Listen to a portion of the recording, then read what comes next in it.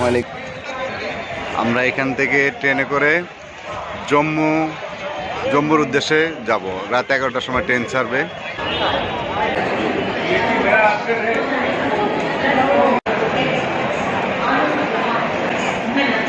Cute baby ট্রেনের জন্য অপেক্ষা করতেছে।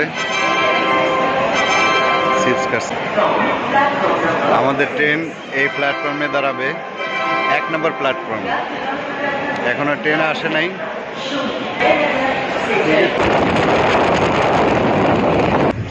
ট্রেনের নাম কি? জালান্দা। খুব পরিষ্কার আছে স্টেশনটা।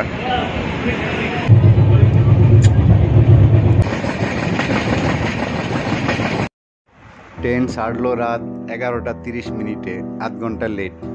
আজ 10 মার্চ, কাশ্মীর সফরের দ্বিতীয় দিন। দিল্লি আনন্দ বিহার রেল স্টেশন থেকে যাত্রা শুরু করলাম।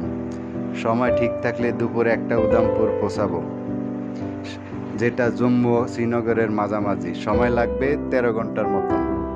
ওখান থেকে সড়ক পথে শ্রীনগর যাব।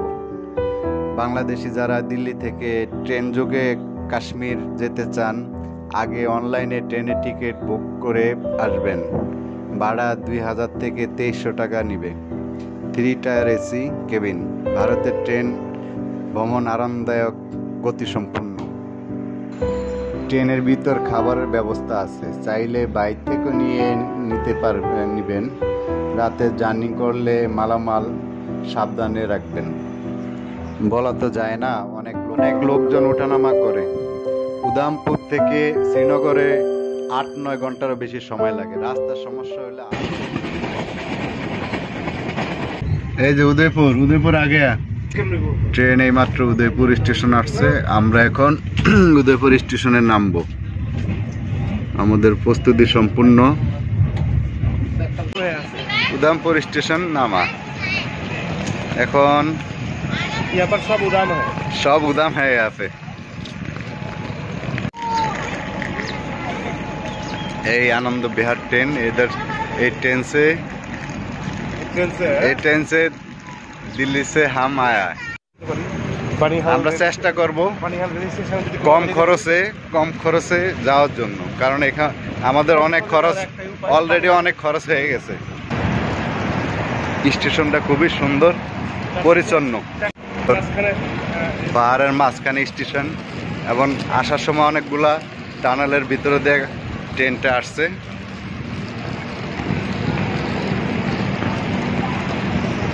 আমরাও চাই আমাদের দেশে এরকম স্টেশন হোক, পরিচ্ছন্ন থাকুক, পরিবেশ থাকুক, সবাই ঘুরতে যাক, আমাদের দেশকে সবাই চিনুক জানুক।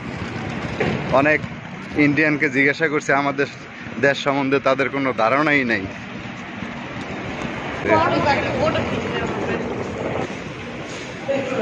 সিকিউরিটি হ্যাঁ।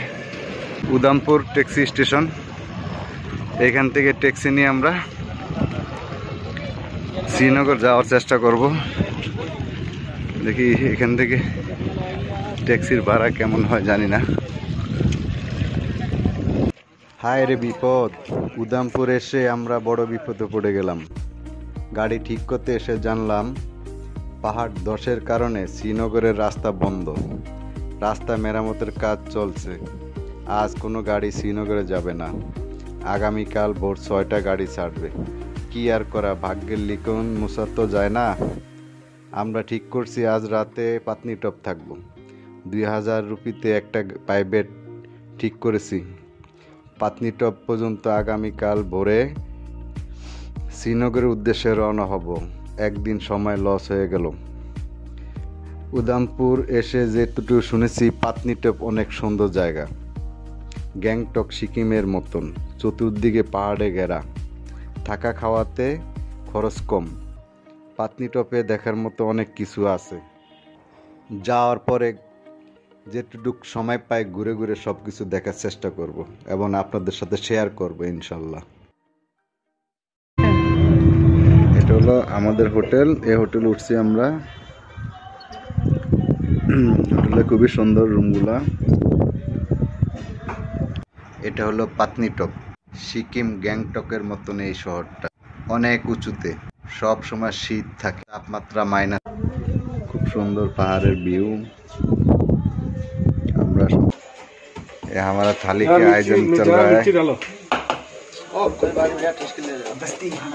आपका खाना सुना अच्छा अच्छा है, सुना बहुत सुना है।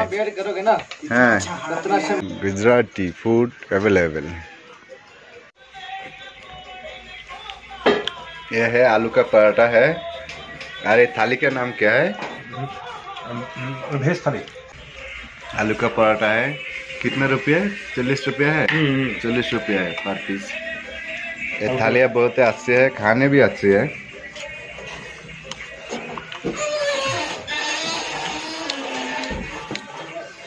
एक और आ गया।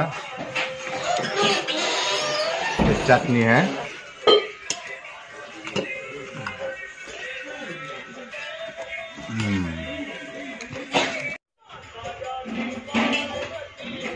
এই বানরটা তার একটা হাত নাই, এক হাত দিয়ে সে খাবার খুঁজতেছে, বাম হাত নাই।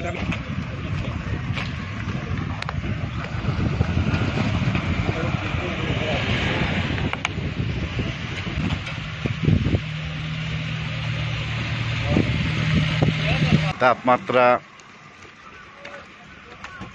5-6 হবে, 5-6 ডিগ্রি সেলসিয়াস হবে।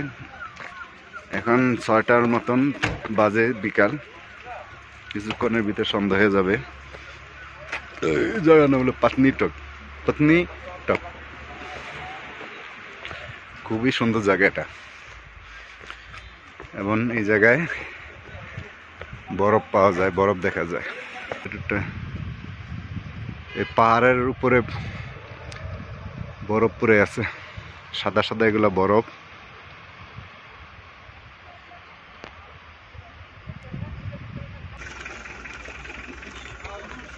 ए मंकी इधर आओ, मेरा बात सुनो। पानी पिएगा? और फालन मेरा दोस्त अच्छा है ना? हाँ ये जानी। আমরা কি বলতেছি, এনে খায়া শান্তি নাই, কিচ্ছু নাই, নাথিং। এই যে